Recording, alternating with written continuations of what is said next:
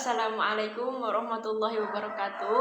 Perkenalkan, saya Nisaul Usolihah dengan NIM 2010 80 330. Video ini dibuat untuk memenuhi tugas akhir dari mata kuliah Tafsir Ayat dan Hadis Ekonomi yang diampu oleh Bapak Dr. Ipi Syatibi. Pada kesempatan kali ini, saya akan mengambil topik yang berkaitan dengan uang. Secara umum, Al-Quran menyebut kata uang dengan dinar dan dirham. Uang merupakan bagian dari harta, perhiasan, dan kebahagiaan di dunia. Uang adalah segala sesuatu yang dapat diterima secara luas sebagai media pertukaran, sekaligus berfungsi sebagai standar ukuran nilai harga dan sebagai media penyimpan kekayaan. Secara etimologi, uang disebut dengan kata nukud, dinar, dirham, dan warik. Akan tetapi bangsa Arab itu tidak menggunakan kata nukud karena kata nukud ini tidak ada dalam Al-Quran dan hadis Nabi Shallallahu Alaihi Wasallam. Berkaitan dengan uang, Al-Quran menyebutnya dengan beberapa variasi, yaitu dinar, dirham, dan warik. Dinar digunakan untuk mata uang yang terbuat dari emas, sedangkan dirham digunakan untuk mata uang yang terbuat dari perak. Ada satu lagi yaitu fulus. Fulus yaitu uang yang terbuat dari tembaga, di mana fulus ini digunakan untuk membeli barang-barang yang murah.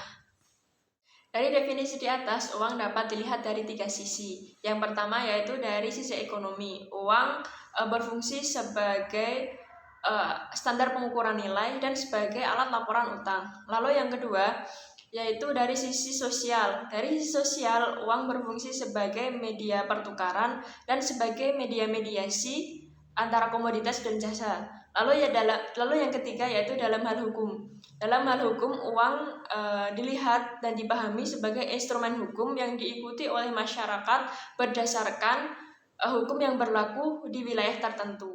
Selanjutnya yaitu ayat-ayat Al-Quran yang di dalamnya mengandung kata-kata uang, yaitu dinar, dirham, emas, dan perak. Nah, ayat-ayat Al-Quran tersebut berada dalam surat, diantaranya ada Ali Imran ayat 75, Ali Imran ayat 14, Ali Imran ayat 91, terus surah Yusuf ayat 20, dan surah At-Taubah ayat 34. Selanjutnya yaitu hadis mengenai uang.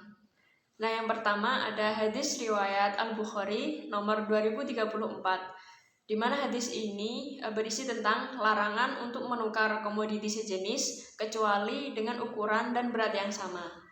Larangan ini juga terdapat pada hadis riwayat Ibnu Majah nomor 2246. Yang selanjutnya yaitu hadis riwayat Bukhari, Muslim, dan An-Nasa'i, di mana hadis ini menjelaskan tentang pertukaran emas dengan komoditi lain apabila jumlahnya tidak setara, maka hal itu sah dan boleh. Rasulullah menganjurkan kita dengan alternatif lain, yaitu dengan cara membelinya. Misalkan membeli emas dengan perak dan membeli perak dengan emas. Lalu jika dalam konteks sekarang, misalkan kita ingin memiliki emas, misalkan emas yang ada di toko-toko itu ada gelang, kalung, cincin, lalu ada emas batangan, ada antam gitu.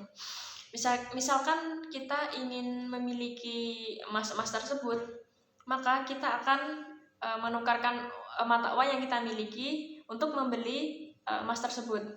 Nah, ketika hal tersebut sudah terjadi pertukaran antara uang kita dengan emas, maka kita sudah sah sebagai pemilik dari emas tadi. Yang selanjutnya yaitu tafsir ayat mengenai uang, di mana di sini saya mengambil dari surat Ali Imran ayat 75, yang artinya, dan di antara ahli kitab ada orang jika kamu mempercayakan harta yang banyak kepadanya, dia akan mengembalikannya kepadamu.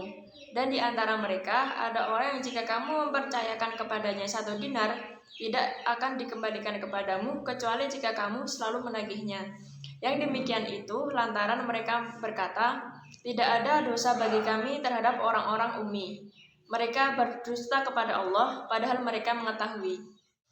Asbabun nuzul dari ayat tadi banyak ditemukan riwayat dalam kitab Al-Ijab fi Bayan Al-Asbab. Di antaranya yaitu yang pertama, riwayat Muqatil bin Sulaiman. Kelompok pertama yaitu diturunkan kepada orang-orang yang beriman dari ahli kitab. Lalu kelompok yang kedua yaitu diturunkan kepada orang-orang Yahudi, di mana di antara mereka ada orang yang mau menunaikan amanah walau banyak, dan di antara mereka ada yang tidak mau menunaikan amanah walau itu sedikit.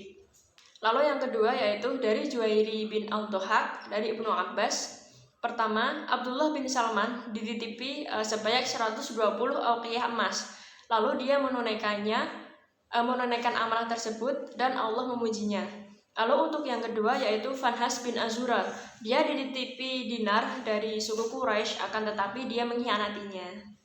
Lalu yang ketiga yaitu berkata As-Salabi, menurut para mufassirin, ayat di atas diturunkan kepada orang-orang Yahudi, di mana dimaklumi bahwa karakter manusia itu ada yang amanah dan ada yang mengkhianat. Dan Allah mengingatkan kepada orang-orang yang beriman agar berhati-hati kepada ahli kitab, karena mereka itu suka mengambil harta orang-orang yang beriman. Dalam tafsir Al-Lubab fil Ulum Al-Quran, yang dimaksud dengan kata kintor yaitu yang banyak, sedangkan yang dimaksud dengan kata dinar yaitu yang sedikit, yakni orang-orang dari ahli Quran yang sangat tidak amanah atau pengkhianat walau sedikit pun diberi amanah. Tafsir Ibnu Katsir mengenai ayat ini yaitu Allah memberitahu bahwa orang-orang Yahudi itu terdapat orang yang suka berkhianat. Selain itu Allah juga memperingatkan kepada orang-orang beriman bahwa jangan terperdaya karena hal tersebut, bahwa tidak semua orang itu berkhianat gitu kan. Lalu Allah menjelaskan lagi bahwa ada orang yang diberi amanah yang sangat banyak, amanah yang sangat besar itu ditunaikan. Dengan kata lain, apalagi kalau diberi amanah itu lebih kecil dari itu, maka akan lebih ditunaikannya. Lalu sebaliknya, ada juga orang yang kalau diberi amanah meskipun sedikit, dia akan mengkhianati.